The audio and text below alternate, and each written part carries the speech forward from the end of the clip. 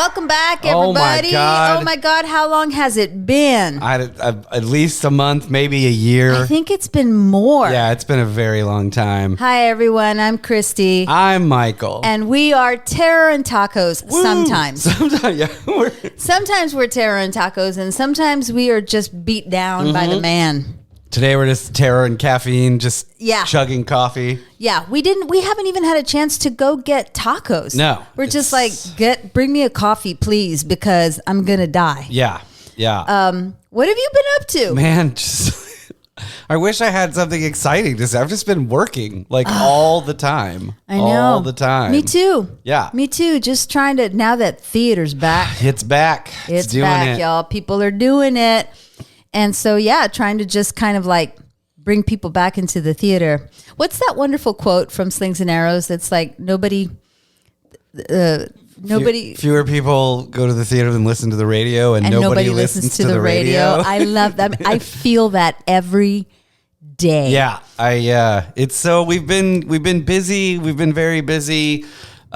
People have reached out. People have reached out to us and have been like, "Where are you?" Which is very nice. But also, why don't you pay me? Yeah, write a check. Could you give me $1 million? Could you give me $1 million? And then I promise you, this is all I will do. We'll go 5 shows a week. Yes. I mean, just like constant. we used to. Yeah. I mean, it's a shame. Like, we've both been so busy and just been working. Like, it sounds so stupid, but like I haven't even had a lot of time to watch stuff. Me neither. And when I do have time, I normally just put on something I've seen a million times. Something that's comfortable, right? Yeah, so I can just zone out. Right. And, yesterday, I just put on I Know What You Did Last Summer for the 100th time in the past month, just because I like that movie and I'm like, it's comfortable. Yeah, and you don't really have to pay attention. Right. You know? It's really sad.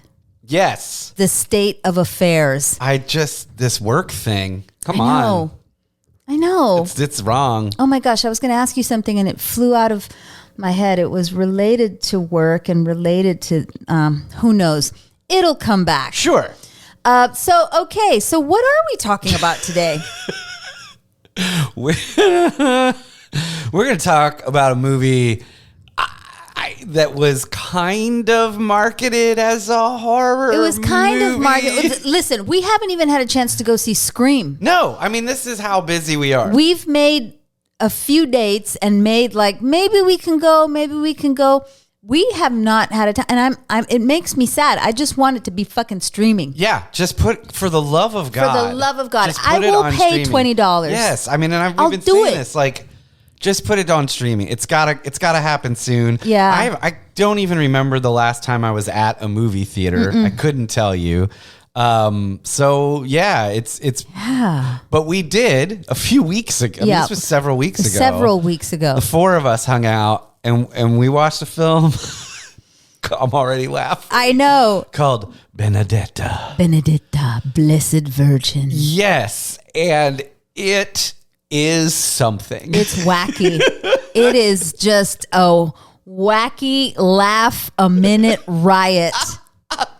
And it was kind of marketed as a horror movie. Yeah, I mean it is. Well, and it's certainly grotesque. It is definitely that. It is set at a convent, so you've got some in the 15th century. Yes, I was old-timey convent, and so we're like, okay, nuns. One of the nuns is having. We know she's gonna have some visions. Maybe it's haunting.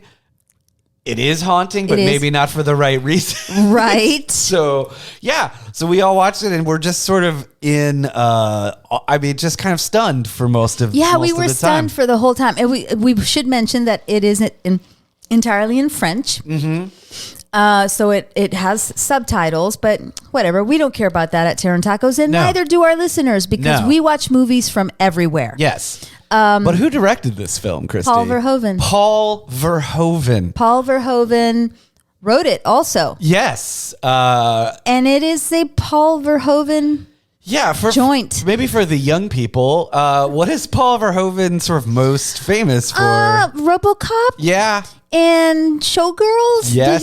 He did do Showgirls. Oh, absolutely. Showgirls is a Verhoeven joint, man. Yeah. RoboCop is what he's most famous for. Yeah, kind of what made him famous over here. What is it? Is it Team America? What is it? Am I wrong about that? No, I'm wrong. It's something. Not Team America. It's this one about space. Right? Sure. I don't know. I know him mainly from RoboCop. And Showgirls. Yeah. He did.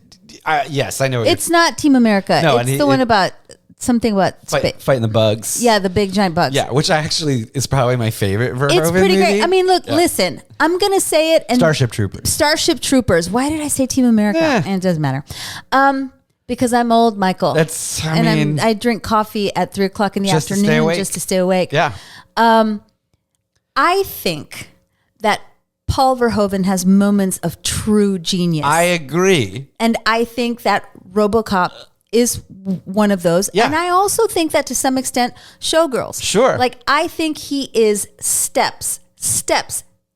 tens of steps ahead of everybody else when he's making these films. And because he's not American, he makes films that are so American. Yeah. Like so grotesquely, disgustingly American. Yes. That Americans are like, that's gross. Right. And I'm like, that's us, y'all. Yeah, which is actually why I love Starship Troopers. Yeah. Like, I think Starship Troopers is hilarious and horrifying and ridiculous, and it's supposed to be all of those things, and it essentially is like Americans are Nazis. Like, RoboCop. I mean, it's like the violence in RoboCop is so over the top and so extreme, and yet we're rooting for this RoboCop, absolutely, who is literally a robot. It's a robot cop, and he's going to blow limbs off of people. And he blows limbs off of people indiscriminately. Yeah, and when I saw much of RoboCop, we should say, shot right here in Dallas, Texas. When I saw RoboCop when I was young, it was at that point the most violent film I'd ever seen. Yeah. And I to this day remember that. Yeah. Like just being, I was really young when RoboCop came out. Just sort of being shocked by the level of violence. I was a teenager and I was like in shock. Yeah, it's crazy. I haven't watched it in a long time, but I did go back and they talk about RoboCop on the movies that made us. Mm-hmm. And even watching some of the clips, I was like, holy shit, this is still so over violent. The top. It's over the top. And Showgirls, I think, is a wonderful example of the way female sexuality and female objectification works in this country. Yeah, and it's strange because he does. I think he does have moments of true brilliance, and then at the same time, moments of absolute trash, like trashiness. I think he's sick. Yeah, I mean, the fact that he's very old. I think he's like 80 or something now, and he's like, well, I'm going to have these two nuns make out a lot. Right, exactly. Like there's something still very strange about it. That's what's so weird and yucky and just like icky about the movie is that this movie centers, like we said, on this 15th century nun. It's based on a true story. The story of Benedetta Carlini, Italian woman who became a nun. And we'll get into the real story in a little bit, which makes more sense than the movie. And so she becomes a nun, and then she was put on trial eventually. Lots of shit happens. But the crux of this movie is that she's put on trial because she has, one, sexy visions of Jesus. She does indeed have sexy visions of Jesus. Sexy Jesus visions. And she has a lesbian affair with another nun, Sister Bartolomea. Yeah, who she sort of rescues from a brutal father. In the movie. In the movie, she rescues her from a brutal father. Yeah. And because they had to have a reason. Like, it couldn't be just because these two nuns liked, were into each other. It had to be because they were abused or something. Yes, definitely. In the article, the Wikipedia article that I read, it says that they were tried for fraughtage. Whoa. Yeah. So I'm worldly. Sure. But even I had to go look up what fraughtage was. I've never heard that word. It's dry humping. Oh. But go to the Wikipedia article. Man, they have pictures. Every 8th grade. They have illustrations of all kinds of fraudage. Fantastic. Yeah. So she starts off, okay, so we meet her when she's very young, right? And like, it's kind of a laugh a minute because she's little. She's young. She's a young girl and she's going on a trip with, she has wealthy parents. Yes. Landowning parents. Yes. And they come across these bandits, right? Yeah, right from the top, right? From the top. Yeah. And then she says something to the bandits that's kind of like, I don't know. It causes the bandits to go, ha ha ha. Yeah. She's so indignant. Yes. We'll leave this family alone. Child, yeah. And she sort of, so from even when she's little, you get the idea that, at least in her mind, she can speak directly to either the Virgin Mary. It starts out with a Virgin Mary. Yeah. Like at one point in the real Benedetta's life, she goes to the Virgin Mary and she says, "Dear Virgin Mary, I reject my carnal mother and you are now my mother." Great. And the statue of the Virgin Mary falls on her. Yes. In real life. And, she decides that it's because the Virgin Mary wanted to kiss her. And so everybody was like, well, she's got to be right. Yes. It couldn't be that it was an unstable platform. Right. It wasn't shoddy craftsmanship. No. It was the Virgin Mary wanted to kiss her. Of course. So that's when they decide, she's anointed. Right. Oh my gosh. So in the movie, she from a young age, she feels like she can talk to the Virgin, right? Right. She grows up in this. They essentially, like, she wants to be a nun. She wants to be a nun, like from a very young age, and she like I said, she was like what we would call today homeschooled. Yeah. Which at the time was even shocking and controversial for a father to teach his daughter how to read. Right. And so she is for the time a well-educated young woman. She wants to be a nun. The nunnery wants her because she's got money. And so almost like they have a dowry. Yeah, because they have that scene, right, where the Mother Superior is like, if you were selling, essentially selling her into marriage. They are selling her, but they're like putting money down. Yeah. So that she can go into this convent. It's important to say, I'm just going to say it, that I did a little research on it. And by research, I mean, I read the Wikipedia article super fast. But so the real Benedetta, when she went to this convent, it wasn't officially an official convent yet. Okay. It was a community of women who lived like nuns, who were like, see ya, men. We don't want to associate with men. We want to be self-sufficient. And we're going to do that by living together and making silk. Great. And they dressed like nuns. And then the community around them were like, they're nuns, I guess. Why not? Why not? You dress like a nun. You dress like a nun. You don't have sex. You're a nun. You're a nun, yeah. And I guess in order for them to be self-sufficient, or in order for them to be able to survive, they had to ask, basically a dowry. Right. So if you wanted your daughter to live there, you had to bring 300. I don't know what the money. Old-timey money. I believe is what it's called. Yeah. So yeah, essentially it's like, well, if you're going to be a bride of Christ, then a dowry. You got to bring a dowry. Yeah, you got to bring a dowry. Because Christ is poor. Yes. Yes, Christ is poor. He's famous for it. That's his whole jam. That's his whole persona. Poverty is what this dude is about. Right. So you got to keep him. Yeah. And so okay, movie time. Yeah. Movie time. Sorry. We rapidly catch up with her later in I find the real story more compelling. Of course. But go ahead. So in the movie time, we catch up with her later in life. She's still young, but not a kid. She's young and hot. So hot.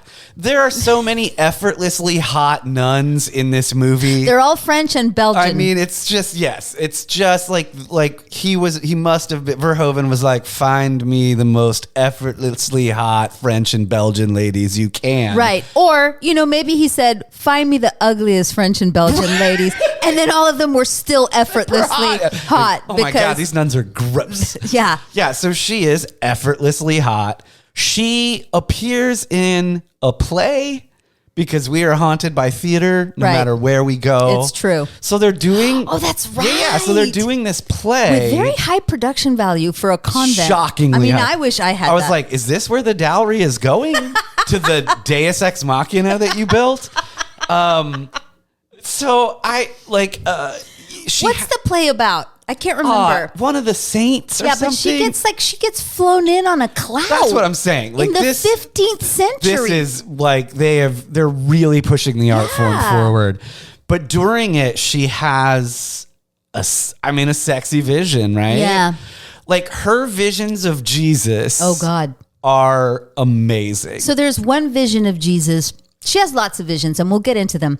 But one vision of Jesus, the first one, because they got to bring you in slowly. Yeah. And where she's just like, she's walking down this hill or something. Yeah, yeah. And then you hear this like handsome voice behind her going, Benedetta, come to me, but in French.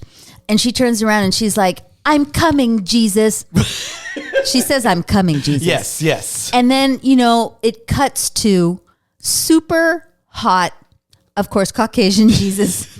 I mean, with a bunch of sheep. Yeah. Yes. And he's super fit. Like he's real fit. Yeah, dude. And come like on. real cut. He's been working out. He has been working out. And his hair is so beautiful. It's like JVN's hair from Queer Eye. Like it's gorgeous. It's true. That's what it reminds me of. Like he's been wearing that JVM curl cream. Uh-huh. And so that's the first one. And then like she has that vision, right? Mm-hmm. And she has it in the middle of Vespers or something, right? Yes, yes. Is this Machete Jesus? When does Machete... No. Okay. Machete Jesus is also in the middle of Vespers, and it's when Sister Bartolomea basically sticks her thumb up her ass. That's... Don't tell me you forgot about that scene. Okay, so like she goes to the convent, and what's her name? Charlotte Rampling. Why is she in this movie? I don't know. She's Charlotte Rampling. She doesn't need to do this. She doesn't need to do this. No. She's the abbess of the convent. Uh-huh. And it's Charlotte fucking Rampling. Yeah, I mean, look, maybe she just wanted to hang out I don't know. in wherever they shot this thing. I would too, quite frankly. Yeah, totally. So she's there, and the Mother Superior, Charlotte Rampling, is like, Benedetta has problems, but she did pay $300, so we're just going to keep her, and I'm going to put up with it, right? Yeah, sure. So then, like, close to the time when she was brought to the convent, this girl, this like crazy feral girl, runs into the doors of the convent, and she's got crazy hair and no makeup, and she's still effortlessly hot. And she's like, save me, save me. All of this in French. And there's a dirty guy running after her, and it's her dad. And he's like, you belong to me, rah, rah, rah. Yeah. And she's like, no, save me. And so out of nowhere, Benedetta's like, you're going to come with me. My father will pay the dowry. Yes. And the dad's like, what the hell bro? What are you talking about? Yeah. And they're there to see the play. They're there to see the play. Right. And that's what's happening. Is it's like the after party of the play. Yeah. And they're about to leave. And then this girl comes running in. And Benedetta's all like, no, she's going to stay. We're going to protect her. And my dad will pay the dowry. And the dad's like, all right. So 300 more, whatever, old-timey monies. 300 old-timey monies. Right. Yes. So she's kind of becomes Benedetta's pet project. Yeah. And you come to find out that this girl basically was raped by everybody in her family. Yeah, and that's including why she her was father. Including her father. That's why she was running away. Yeah. And so they make her a nun. And then Benedetta starts having these visions. And she gets like sick. So of course they have to assign her someone to take care of her. And guess who it is? Sister Bartolomea, who has to sleep with her in her cell. Man. But there's one point when they're at Vespers. Oh my God. And Bartolomea is late. And everybody's like, where is Sister Bartolomea? She's a problem. This is where the musical number would come in. Right. How do you solve a problem like Bartolomea? And this is how you solve a problem, is that you just let her stick her thumb up your ass. That's all she wants. That's all she wants. So she walks into the church. They're all singing. She gets up super close to Benedetta and sticks her thumb up her ass. And at this point, Benedetta has another vision. It's bringing religious ecstasy. It's like really hitting that the literal sort of definition. Well, if you relax into it, they say it's really good. You will see Jesus. You will see Jesus. I don't know. That's not my thing. And so, but I'm not against it. In this vision, tell us what happened. This is where she's surrounded by snakes. Yes. Because and of course, symbolism. Christian symbolism. We assume snakes are the devil.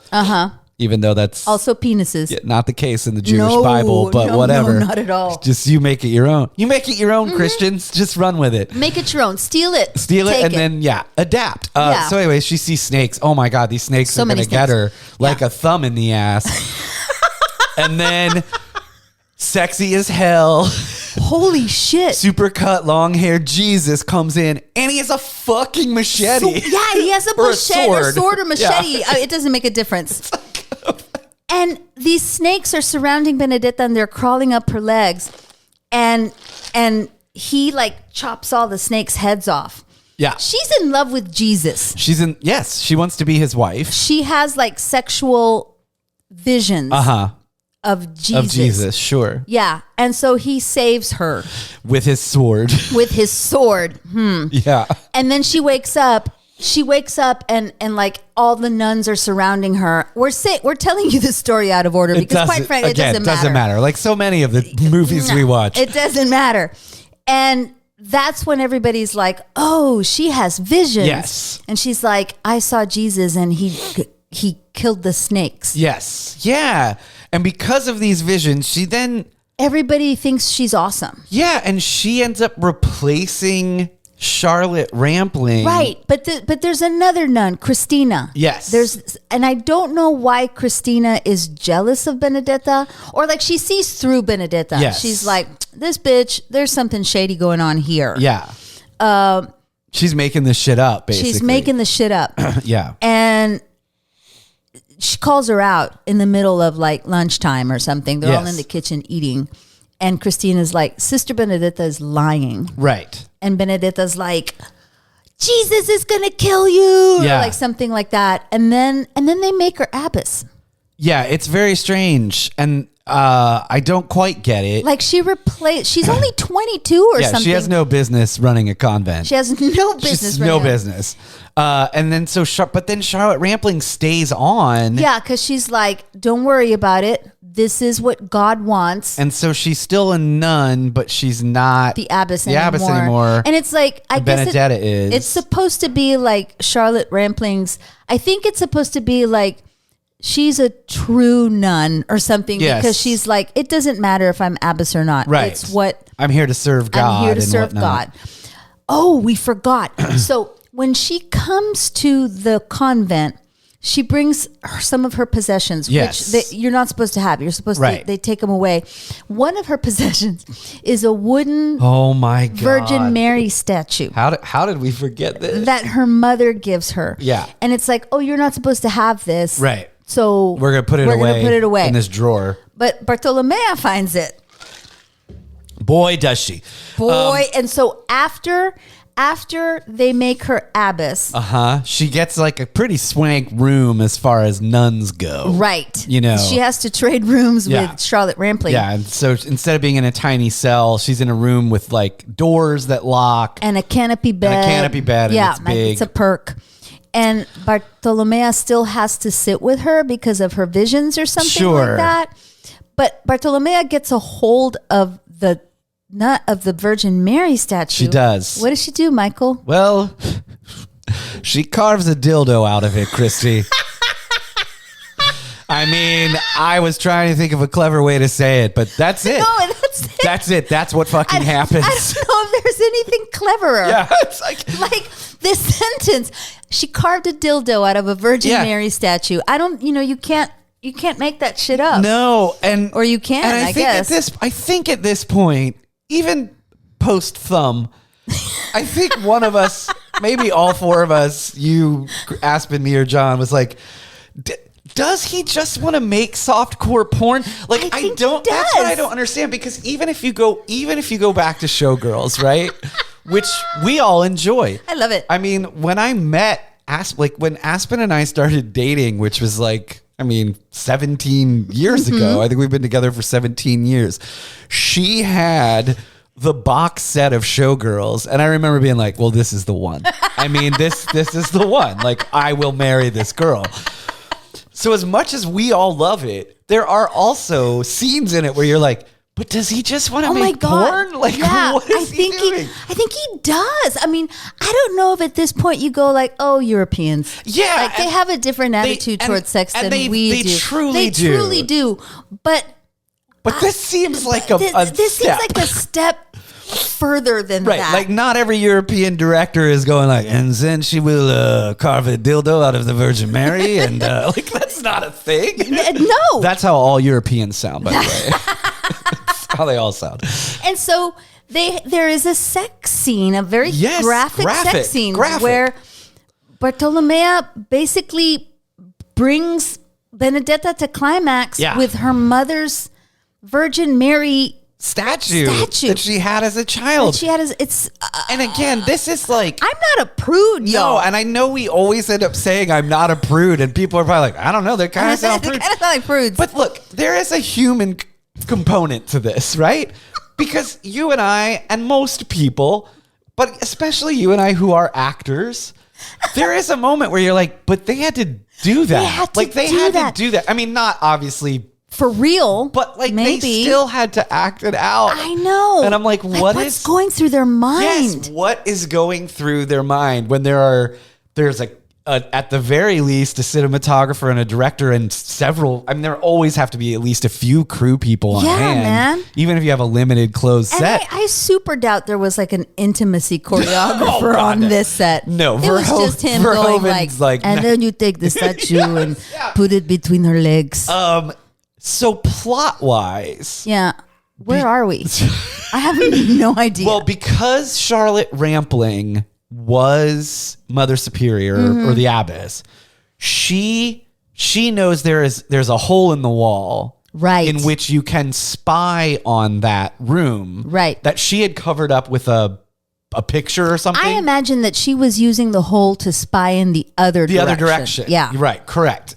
So she sees this. She manages to uncover the hole before she moves out of her swank room. Yeah. So that she can spy on them. She sees this and she knows what... Oh, it's also important to mention that the outside world is experiencing La Peste. Yeah, La Peste. So there is Which is Verhoeven being like, I'm going to take COVID on. Yeah, Watch me do it, motherfuckers. Yeah. So there is a disease, a deadly like the pandemic. plague, like the plague right? is engulfing all of Europe. Yeah. And I think that's the whole point, if I remember correctly, is that Benedetta's like, I am the chosen one and I will keep Pescia. Yes. I think it's the name of the village. Clean, yeah. And so that, and those who believe her because she's married to Jesus or whatever, side with her. And then like a bishop or a cardinal gets involved. Right. And it's like, I was never sure who I was supposed to root for, because like this bishop cardinal sometimes was on Benedetta's side and sometimes was not. I don't know. But then she does go on trial. They both go on trial, which in the time means they just get fucking tortured, which of course in the hands of Verhoeven. Oh my God. Is like, it becomes porn. It becomes porn. Sure. I mean, you start from, these are two of the most stunning women I've ever seen. Yeah. To let's abuse them. Yeah. Which is fucking weird, man. It's so weird. It's so weird. It's not as like, Von Trier is famous for destroying the women that he can't fuck on film, right? He casts women that he wants to fuck, can't, and so he puts them through hell and obliterates them on film. Right. Verhoeven doesn't do that. No, this is more like I'm watching softcore pornography. I'm having fun. Yeah. These are my dolls. As opposed to Von Trier, where you're like, I need to bathe and never look at anything again. It's like if you had Alfred Hitchcock on one end and Von Trier on the other. Verhoeven is like somewhere in the middle. Does that make sense? Perfect sense. Yeah, that makes perfect sense. So the trial happens. The cardinal gets the plague, right? Yeah. Yes, that's right. He does.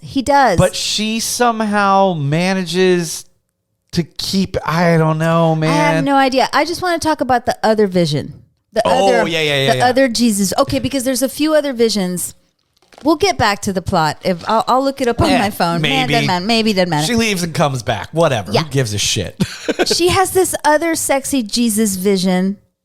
Okay, so here's the thing. She starts having, like we've already mentioned, she starts having lesbian sex with Sister Bartolomea. She enjoys it. Yes. Right? And it's like, it's important to say that Benedetta's like, I think she's really trying to be good. Like she's really trying to like not have sex and not have... She's trying to live that nun life. Yeah. But she has urges, Michael. Of course she does. Because we all have urges. Yeah, even nuns. And so Bartolomea starts like tempting her to the dark side. And she experiences that orgasm that one time, and then she's like, I want more. Yes. But she feels guilty about it. Of course. She is Catholic. She is Catholic. And she wants to, she's having these visions where Jesus says, you are my bride. Like, you're going to marry me. And so she does not want to be gay. Right. She didn't want to have sex, but she especially doesn't want to have gay sex. Right. So it seems to me that her visions are focused on straight sex. Right. With Jesus. Which is apparently in Catholicism, straight sex with Jesus is okay, but perfectly good gay sex is a sin. Yeah. Like, and honestly, gay sex with someone who actually exists. Right. Is evil, but imaginary sex with Jesus is, I mean, look, and as absurd as this conversation is absurd, like, we have like, Saint Bernadette, and like the idea of religious ecstasy is very real. Is very real. And I think that's what they were doing. Yeah. Even goes beyond like before Christianity. Absolutely. Like if you beheld Zeus in his true form, right? Whatever, Right. I mean, if you were like sitting by a stream and a swan came up to you, it could impregnate you. And then you're like, but it was a god. Yeah. Yeah. Sure. So that is, I guess, part of it. But like, I don't fucking know, man. I don't know. I mean, we're not experts on religious ecstasy. No. But I mean, I feel like people. I mean, when you have strong feelings about something, right? And you're like letting yourself get excited by it. Sure, yeah. Of course. Anyway, she wants to marry Jesus. Yeah. She gets hot with Jesus. And so she's having sex with Bartolome, and she doesn't want to be having sex. She's trying to convince herself that she's straight for Jesus. Yeah, and so she sort of goes the other way, She goes the other way. She gets really abusive towards Bartolome. Yeah, and she has this vision where she's like, I don't like gay sex. I don't like gay sex. And Jesus is on the cross. And this fucking movie. And he's like, Benedetta. Come to me. And she's like, okay. And he's like, get closer. And she's like, okay. And he's like, remove everything that is between us. Yes. I thought in the moment that remove everything that is between us was metaphorical. There are no metaphors in this movie. No, Michael, it was literal. It was absolutely literal. And so she reaches and takes off his loincloth. He is on the cross. Yeah, man. Crucified. And I thought she was going to give Jesus a beager. That's absolutely what we are set up to believe is going to happen. Because she is at that level. Like, he places her at eye level with his... This is purposeful on Verhoeven's part. All right, because I was going like, is it just me? No. And so she removes his loincloth. Yeah. And I think it's her desire that she's going to see Jesus' peen. Yeah, I think so. But then it cuts to Jesus' crotch and he's pulling a Buffalo Bill. It's so weird. And so to me, and then it cuts to her and she's in shock. And I think it's her own mind going like, nah, girl, you like vagina. Yeah. Yes. Clearly you do. We've seen it in action. Right. And so then he says, touch my wounds or something like that. And it's so gross. And then eventually, oh my God, they're going to stone her to death or something. And she escapes because the pest breaks out. But then there's a comet. Oh my God, that's right. The fucking comet. She says the comet is a sign that you're supposed to believe me. That's right. Right. And that honestly seems like something that would work back then. Right? Like the fucking I would try it. Yeah. Like, hey, look, this is a sign. And someone would be like, I don't know what that is. I'm the first one that spotted the comet. I call it. Yeah. Comet's mine. Comet's mine. Yeah, all this to say she escapes because, like, at the end, it looks like they're both going to be killed, right? Yeah. They escape, but then in the end, she chooses to go back to take care of the town. Right, to take care of the town, and then they burn her, right? Do they burn her? I don't think we know what happens. Oh, okay. I think they try to burn her. Comet, all hell breaks loose or whatever. She escapes. Bartolomeo, like, pulls her to a cave. Right. Sure. And you're like, great, they escaped. They can go anywhere. Oh, that's right. That's right. But so Benedetta's like, we must return to the town. All hell breaks loose. So in the meantime, so this rewind. Let's go back to when the abbess went to the other town to talk. When Charlotte Rampling went to the other town to talk to the bishop, right? Yes. So she goes to the other town and the bishop's like, I have to go see for myself or something. And then he's in his fancy bishop carriage, right? Yes, because they had a shit ton of money. They still do. And there are people all around them dying on the street. And this man kind of climbs in through the window and he's like, please bless me. And he's like, you have to go to your local priest to bless you. Get away. And the guy goes, I am the local priest. And then he falls dead. That's tough. Like shit. So now he's been exposed to the pest. Yes. To the pest, yes. That sounds like a good 80s name. Yeah. Anyway, so when he gets to the town, to the little town where Benedetta lives, now he has the plague. Yes. And he ends up dying, and then the comet's coming, and all hell breaks loose, and Bartolomea and Benedetta escape. Right. They run down the mountain, and are they naked? They have sex in a barn. That probably happened. I really don't even remember at this point. And then they're kind of naked. They get up in the morning and Bartolomeo's like, listen, we can like totally pull in Abigail Williams and let's go to Boston or something. Yeah, like, we're free. We're free. Let's leave. And Benedetta's like, no, I have to go back. Yeah, I guess to save the town, which then we're like, I was like, is this supposed to mean she was a good nun all along? I don't think she was a good nun. No, I don't think she's evil, but I don't think she's not cut out for nun work. No, I don't think so. This is not like the nuns that I knew in my childhood. Correct. So all of that to say, we went in thinking we were maybe watching some sort of haunted nun movie.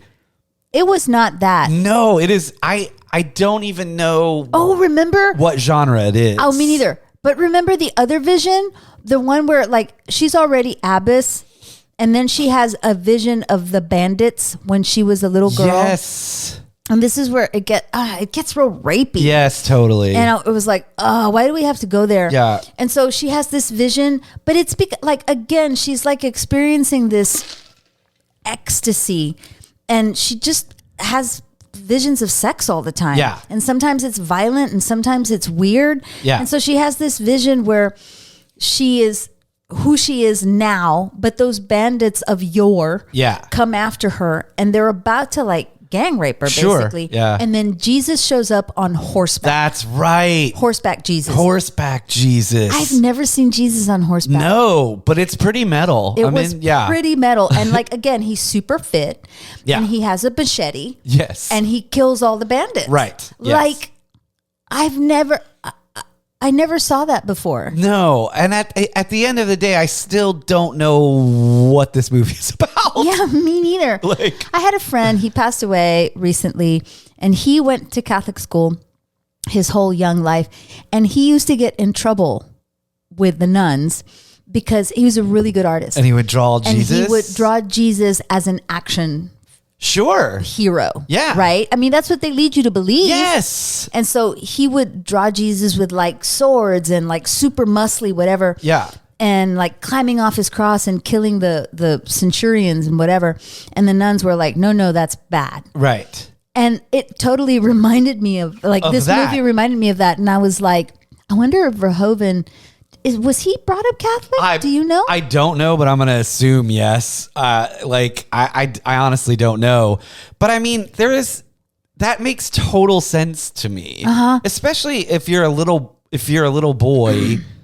I don't know. Maybe it doesn't matter what your gender is. But I was like, I don't know that as a little boy, a pacifist hero made any fucking sense to me. Right. Like, I assume your friend grew up in the 70s or 80s. Yeah, he's my age. Yeah. And so, like, for us, like, the idea of, like, this is your hero is a fucking action hero. Right. And so, that makes perfect sense to me. It makes sense to me, too. And it's like, okay, so in the way that Midnight Mass... I'm not going to compare this movie to Midnight Mass, but like in the way that Midnight Mass brought up so many Catholic triggers for me that made sense, right? Where I was like, oh man, Mike Flanagan knows exactly what it is to grow up. Because this guy clearly went through so much of the same stuff. Right. Yeah. Verhoeven's not exactly the same way. No. But it makes me wonder if he was brought up Catholic because of this. Of certain things. Yeah. Of certain things. And like, look, as far as he goes and as uncalled for as, I don't know, 90% of this film is, he's also not the first person to fetishize nuns. Oh, no. I mean, like that's also a thing. Yeah, absolutely. And it's forbidden. Yeah, of course, right? And it's pure and all of those fucked up things about us psychologically. But like, it's just the execution of this movie is fucking insane. It's so crazy. And also, I mean, it's like, for those of you that don't know, I can't imagine that. Well, maybe there are. I don't know. I mean, as a nun, you literally have a wedding ceremony. Yeah. To become a nun, and you wear a ring where you are married to Jesus. Yeah, you're a bride of Christ. I mean, I think we're a bride of Dracula. Yes. Yeah. I mean, that's where that comes from, right? Like that's the idea behind it. Mm-hmm. It's sort of the dark mirror or whatever of being a nun. So yeah, there's all these things that like kind of make sense, and then there's just so much shit where you're like, what are you doing? And why? Why? Also, you spent a lot of money on this. Right. And it can't just be that he's European. Like that cannot be the only answer. It can't. No. And it's not like he's making fun of America. Like, is he making fun of Catholicism? I mean, what is he doing? I don't know. It's really beautifully shot. Sure. I mean, it looks gorgeous. Yeah. Again, like regardless of what he's making, he has skill as a filmmaker. And he's got Charlotte Rampling in it. Yes. And honestly, we sort of joked, not really joked. I mean, these women are stunning. The sort of effortlessly beautiful French and Belgian women. They're also talented. Yeah, they're super talented. Like it's not that he got a bunch of people who had no idea what they're doing. No. And the woman who plays Benedetta, she was in his last movie, the L. Okay. Yeah, which was his like last hit. I think like after Showgirls and the ridicule and the shit that Showgirls got, he kind of left America. Yeah, and that even makes sense. I mean, you going back and watching the RoboCop thing, which was years before Showgirls. They don't interview him because I think he probably wanted nothing to do with it. But people even talk about who worked with him on set, and they're like, "Look, he had a very clear idea of what he was doing." Mm-hmm. If you didn't like it or you didn't support it, he just assumed you were you didn't fucking get it. Right. And so I'm sure his response to Showgirls or whatever was like, well, these people are fucking idiots. And they don't know what I was trying to do. I'm sure we're all like, we're super provincial to him. Yes, absolutely. But even so. Yeah, no, I mean. This movie's nuts. Dude, this movie is fucking nuts. It is, like you said at the beginning, grotesque. We're only talking about it because we kind of thought it might be a horror movie. Right. And we haven't gotten to see a lot lately. Also, it's hilarious to talk about. But I honestly don't even know what genre it is. I was like, is it softcore? Like, I don't know what it is. Yeah. And then at the same time, I'm sure there's people who are way into it. I imagine that it's the kind. I mean, it's the French. So right. the French are watching this going like, oh, this is wonderful. Right. With amazing art. And like, there's even the like just mundane part of me where I was like, it's pretty cool that he must speak 4 or 5 languages. Yeah. Verhoeven. Sure. I'm sure. Which I'm like, that's cool. And then he wrote this in French and I'm sure because he has an American co-writer. Mm-hmm. But I feel like that was probably the American co-writer was like, you have to make, we got to figure out how this shit works in, English or whatever, right. or I don't even know why he has an American co-writer. I don't know. Or he was like, I'm going to write part in English. I don't fucking know. Whatever. I don't know. I think he's the man behind it is what I'm saying. Right, I think right. he is. I think this is Verhoeven's vision, right? Crazy. Fevered ecstasy dream. Of an old man. Like it's just fucking insane. It's crazy. It is really nuts. And I'm, like I said, I wanted to know because it is inspired by a true story. Mm-hmm. And so I read a little bit about the real Benedetta Carlini, and the real story mentions the lesbian relationship, but it's not the whole. Right, there's more to it. There's than that? more to it. It's a land grab. Land grab. It's always a land grab. I'm convinced it's a land grab. Yeah. And he just kind of like, I kind of wish we could see the actual. Sure. I'm sure it would be way more interesting. It'd be super interesting. I mean, it's like the 15th century that for many years, we don't have to go all the way back then, but it's like in history and around that time, the only way that women could be heard, like literally heard, was if they were like, I had a vision from Jesus. Yeah, someone will listen to you. And someone will listen to you because you're like, Jesus talked to me, or the Virgin Mary talked to me, or whatever. Right. I mean, most women that were smart and had money and wanted to be independent usually went into to become a nun. Yes, because you could still study and read and retain your money. Yeah. Oddly. I mean, even like once theater sort of disappeared from the West for a while after the fall of Rome and whatnot. I mean, one of the first people to bring it back was, a German nun. And right. There's a famous Mexican nun, Sor Juana Inés de la Cruz from 16th century. And she was from Spanish nobility, born in Mexico, very rich, and she decided early that she did not want to get married because she was going to have to give up everything. She was a scientist and a mathematician and a playwright. Like, she's one of the ones that brought theater back. Right. And so the nunnery was the option. Yeah. That to me would be like a way more interesting story than absolutely. Let's figure out different ways to get these two hot girls to make out on film. Exactly. So yeah, we're not there yet. No, it's just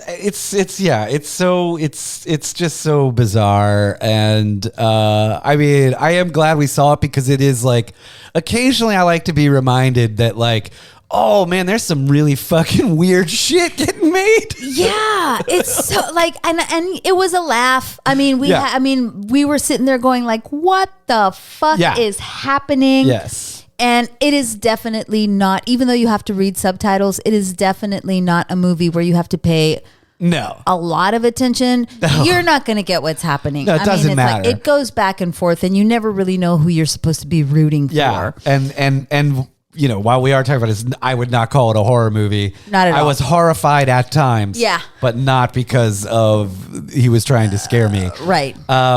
Yeah. So Benedetta. that's, other stuff we watched together too. Nightmare Alley, which was Del Toro's latest. Yeah, what'd you think? I have mixed feelings. I do too. About it. I don't know if we're gonna have another episode dedicated we could to do it. Yeah, we'll do it. I have mixed feelings. I do as well. We could talk about it then.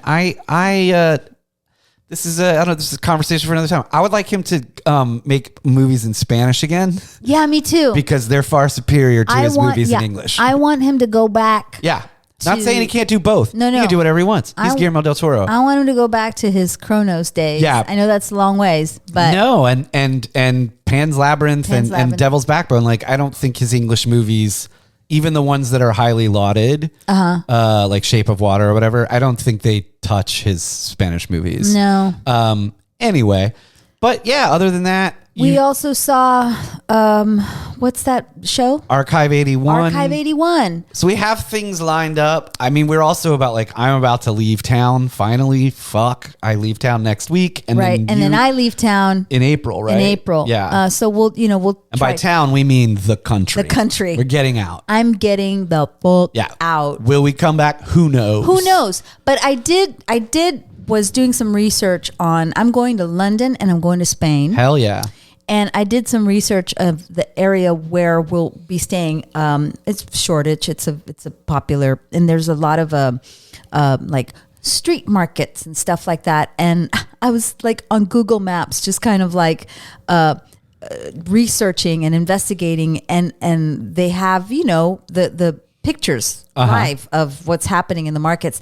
And there was a market in Shoreditch in London that has Mexican food stand. Oh, hell yeah. So you got to go see what it's all about. I got to go see if they've got tacos. Right. And then I'll report back yes. and I can write off my trip. Yeah, definitely. That's research. It is research. Absolutely. Yeah, that's cool. And I mean, I'm always having tacos, but yeah, that would be great to see what England is bringing to the taco game. Apparently there's a Mexican community in England. I would assume. I mean, London's a huge town. It's a huge town. I would assume. I just I never thought about it, but it makes sense. And the other day I came across an Instagram account that is like Mexican expats in London. Yeah. I mean, I would assume in every major city there's all kinds of people. Yeah. Like that sounds terrible coming from me, but I was just like, you just never think about it. Don't think, and also like even in the States, yes, Mexicans are everywhere. Oh my gosh. But I mean, we live in a place that is so heavily populated that when you go somewhere else, you just sort of think like, oh, they don't have a real community, but of course they do. Yeah. I mean, I'm going to Jamaica. I'll eat tacos or just eat meat pies and report back about that. But yeah, we have some things lined up. You and I obviously did miss recording. I always miss recording. But it's nothing against the people. It's nothing against the people. It's nothing against recording. It's all we want to do, but we also have rent to pay. Yeah. So that said, I don't know, man. Maybe watch Benedetta. I don't know. I can't. In good faith, I can't make people go watch this movie. I cannot say go watch it. You have to go see it. It is a must see. No. I will say that if you want to see a train wreck about lesbian nuns, this is the one. I mean, if you want to see what a Virgin Mary statue looks like as a dildo, for sure. Yep, this is your movie. Go watch Benedetta. And with that, we'll see you next time. Bye. Bye.